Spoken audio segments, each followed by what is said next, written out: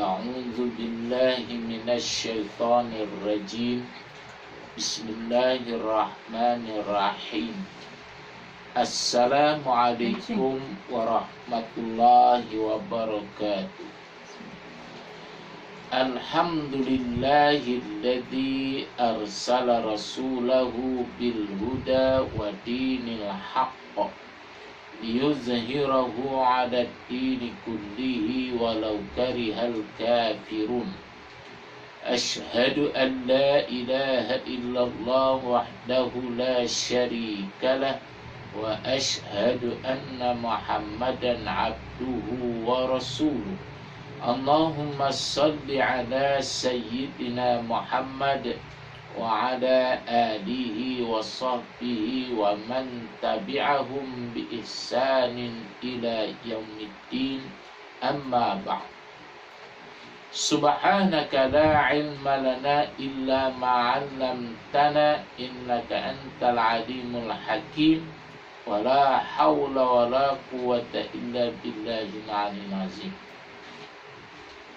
اللهم علمنا ما جهلنا وذكرنا ما نسينا ونور قلوبنا بنورك يا الله ونور قلوبنا بنور القرآن ونور قلوبنا بنور محمد صلى الله عليه وسلم اللهم فقهنا في الدين وعلمنا التأويل برحمتك يا أرحم الراحمين وصلى الله على سيدنا محمد وعلى آله وصحبه وسلم والحمد لله رب العالمين.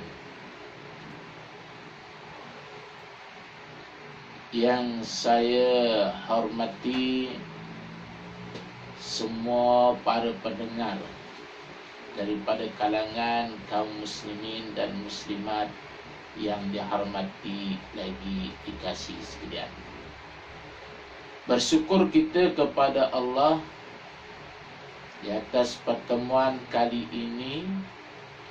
Mudah-mudahan dengan sedikit penerangan tentang soal akidah pada kali ini memberi pencerahan daripada segala masalah yang berkait tentang soal akidah umat Islam yang ada pada hari ini. Tuan-tuan, puan-puan, sidang para pendengar yang dihormati sekalian, kita masih lagi menyambung bacaan kitab Aqidah Ahlussunnah wal Jamaah, muka surat 358. Muka surat 358 yang ke-8, ya, daripada tajuk perkara-perkara yang menyebabkan seseorang menjadi kafir.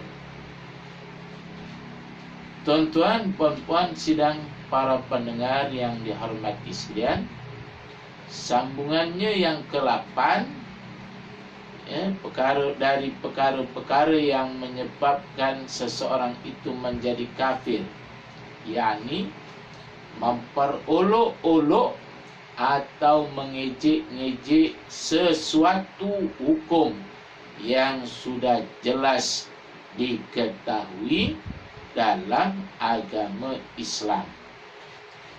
Apa saja bentuk ejekan, ya, bentuk ejekan atau memperolok-olok salah satu atau kesemua hukum-hukum yang sudah jelas terdapat di dalam Al-Quran, ya, yang mana ia berada di dalam agama Islam ini, maka seseorang itu sekiranya ia memperlakukannya, ia akan menjadi kafir.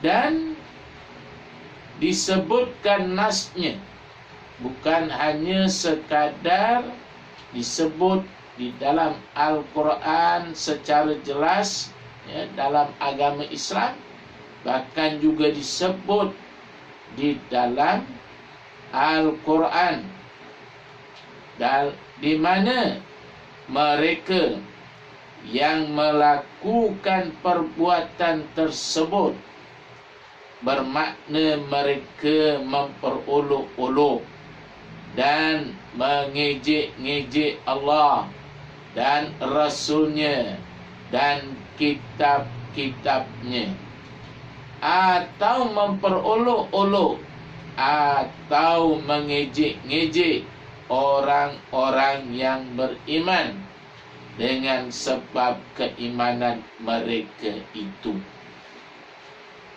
Sesiapa saja yang memperolok-olok, mempersenda-senda, mengejek-ngejek hukum-hukum agama yang sudah jelas nasnya di dalam Al-Quran, ya, dan juga mereka yang memperolok-olok atau mengejek-ngejek, ya, Allah dan Rasulnya dan kitab-kitabnya, ataupun mereka ini mengejek-ngejek atau memperolok-olok orang-orang yang beriman dengan sebab keimanan mereka itu.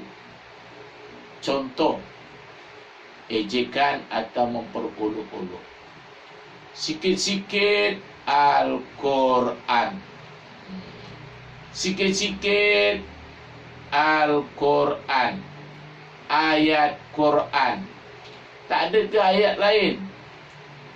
Contoh, orang yang berkata demikian menjadi kafir. Begitu juga mereka yang mengejek-ngejek Allah. Apabila mengejek hukum Allah, berarti dia mengejek Allah. Apabila dia mengejek Allah, ya, mengejek Rasul-Rasul, mengejek kitab-kitabnya, ya, maka mereka ini akan menjadi kafir. Na'udzubillahi min zalik. Jadi elakkanlah diri kita daripada mengejek-ngejek dan memperolok-olok akan hukum-hukum agama yang sudah jelas di dalam Al-Quran, supaya iman kita selamat, ya, daripada keguguran, ya, yang asalnya imannya kuat, mantap, tiba-tiba dengan sebab perkataan atau perbuatan yang menunjukkan mengejek-ngejek atau memperolok, iman tadi akan gugur dan terkeluarlah ia daripada garisan orang yang beriman, jadilah ia orang yang kafir. Na'udzubillahi min zalik. Firman Allah Subhanahu wa ta'ala, A'udzubillahi minasyaitonir rajim. Wa la in sa'altahum la yaqulunna innama kunna nakhudu wa nal'ab. Qul abillahi wa ayatihi wa rasulihi kuntum tastahzi'un. La ta'tadiru qad kafartum ba'da imanikum. Innafu an ta'ifatin minkum nu'adzib ta'ifatan bi'annahum kanu mujrimin. Dalam surah At-Taubah ayat 65 hingga ayat 66, yang bermaksud, dan jika engkau bertanya kepada mereka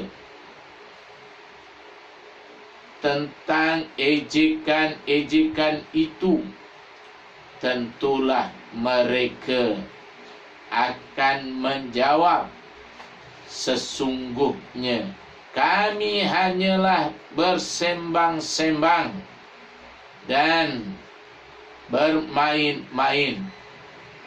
Katakanlah, patutkah nama Allah dan ayat-ayatnya serta Rasul-Rasulnya kamu memperolok-olok dan mengejek-ngejeknya? Janganlah kamu berdalih dengan alasan-alasan yang dusta, kerana sesungguhnya kamu telah kufur sesudah kamu melahirkan iman. Jika kami maafkan sepuak dari kamu kerana mereka bertaubat, maka kami akan menyiksa puak yang lain pula, kerana mereka adalah orang-orang yang terus bersalah. Tuan-tuan, puan-puan, sidang para pendengar yang dihormati sekalian, mafhum daripada ayat ini, sekiranya kita bertanya kepada orang-orang yang mengejek-ngejek atau memperolok-olok, mereka akan jawab, kami ini cuma hanya sembang-sembang, bermain-main saja. Contoh, walaupun mereka hanya berkata demikian, itu sudah cukup menyebabkan mereka menjadi kafir. Sebab itu Allah perintahkan Nabi Muhammad supaya berkata kepada mereka ini, patutkah nama Allah dan ayat-ayatnya serta Rasul-Rasulnya kamu memperolok-olok dan mengejek-ngejek? Allah Ta'ala tanya, adakah patut mereka berkata demikian? Hanya bermain-main, hanya bersembang-sembang saja. Adakah patut demikian? Sudah tentu jawabnya tidak patut sama sekali. Kerana dengan perkataan itu menyebabkan imannya gugur. Bila gugur, menjadi kafirlah ia. Na'udzubillahi min zalik. Maka sebab itu Allah Ta'ala berkata, janganlah kamu berdalih dengan alasan-alasan yang dusta. Allah Ta'ala kata terhadap orang yang mengatakan, kami ini cuma hanya sembang-sembang, kami hanya main-main saja. Jangan kamu jadikan ia sebagai alasan-alasan. Yang mana alasan-alasan yang kamu lakukan itu adalah dusta terhadap Allah Subhanahu wa Ta'ala. Kerana sesungguhnya kamu telah kufur, kata Allah Ta'ala, sesudah kamu melahirkan iman. Maksudnya setelah kamu menjadi orang beriman, setelah kamu beriman kepada Allah Subhanahu wa Ta'ala, beriman terhadap Rasul-Rasulnya, kitab-kitabnya, tiba-tiba orang yang demikian ni pula bermain-main, mengejek-ngejeknya, maka iman yang sedia ada dalam dirinya itu akan berguguran dan menjadi kafir seseorang itu, dan amalan mereka terhapus, hangus. Tidak ada satu pun yang dinilai oleh Allah Subhanahu wa Ta'ala. Semuanya terbakar, amalnya akan menjadi sia-sia. Sebab itu hendaklah kita berhati-hati bila kita nak berkata-kata, bila kita nak melakukan suatu perkara. Dipikir terlebih dahulu, adakah kata-kataku, adakah perbuatanku itu boleh menyebabkan menjadi kafir. Sekiranya ia boleh menyebabkan menjadi kafir, bersegeralah bertaubat kepada Allah Subhanahu wa taala dan mengucap 2 kalimat syahadat, kembali kepada Islam. Jadilah orang yang beriman dengan iman yang sungguh-sungguh. Jika kami, Allah Ta'ala berfirman, jika kami maafkan sepuak dari kamu, kerana mereka bertaubat. Maknanya siapa saja bertaubat, Allah Ta'ala akan maafkan. Begitu juga sebaliknya, Allah Ta'ala berkata, maka kami akan menyeksa puak-puak yang lain kerana mereka adalah orang yang terus bersalah. Maknanya sekiranya seseorang itu ataupun satu puak itu, mereka ni tidak mau bertaubat, terus dalam keadaan kufur, menghina Islam, menghina hukum Allah, mengejek-ngejek, memperolok-olok, maka Allah Ta'ala akan mengazab mereka, menyiksa mereka. Kalaupun tidak di dalam dunia, pasti mereka ini akan menerima siksaan di akhirat pula. Sidang para pendengar yang dihormati sekalian, mengenai bentuk atau cara olok-olok dan ejekan-ejekan yang dilakukan oleh orang-orang yang tidak beriman terhadap hukum-hukum Allah, tidak dapat dicatatkan bilangannya yang tertentu. Nak beritahu bahawa bentuk ejekan atau bentuk memperolok-olokkan itu tidak tercatat dan tidak ada bilangan yang tertentu. Maknanya banyak perkara yang boleh menyebabkan seseorang itu menjadi kafir. Sebab itu harus berhati-hati.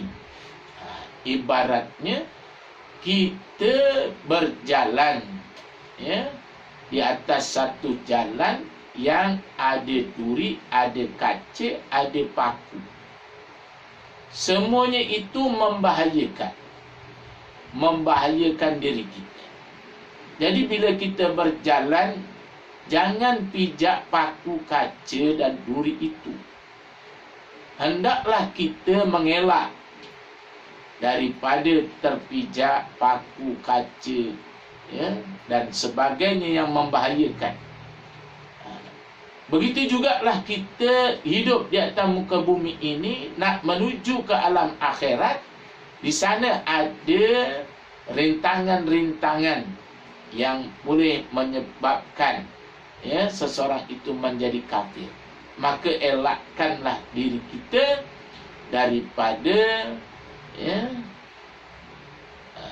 halangan-halangan tersebut supaya iman kita selamat. Tetapi sungguh pun demikian dapat disimpulkan, yaitu setiap perilaku yang dilakukan oleh seseorang yang menunjukkan kehinaan hukum-hukum Allah atau tidak mengindahkan hukum-hukum Allah, atau meringankannya hukum Allah, atau tidak suka menerima hukum-hukum Allah itu, maka perilaku seperti tersebut adalah termasuk dalam golongan orang-orang yang kufur. Sebagaimana maksud firman Allah Subhanahu wa taala dalam surah At-Taubah ayat 65 hingga 66 yang lalu. Sidang para pendengar yang dihormati sekalian, memperolok-olok dan mengejek-ngejek hukum Allah adalah bermacam-macam cara. Ada banyak cara mengejek-ngejek hukum Allah ni. Jadi kita kena lihat dan prihatin terhadap apa yang kita lakukan. Adakah perkara-perkara yang kita lakukan, adakah apa yang kita ungkapkan adalah salah satu daripada cara-cara yang menunjukkan menghina atau mencerca, memperolok akan hukum Allah Subhanahu wa taala. Terkadang dengan percakapan. Jadi memperolok-olok atau mengejek-ngejek itu kadang-kadang dengan cara percakapan. Bercakap sikit-sikit Quran, contoh. Tak boleh ke kita berpandukan kepada surat khabar ke atau majalah ke? Contoh, dia tak nak Quran. Quran ni dia kata Quran dah lama. Itu zaman Nabi. Zaman sekarang dah tak perlu lagi Quran. Itu zaman Nabi bolehlah guna Quran. Contoh, itu perkara-perkara yang menyebabkan menjadi kafir dengan cara percakapan, melalui percakapan. Dan terkadang dengan perbuatan secara gerak-geri, secara gerak-geri,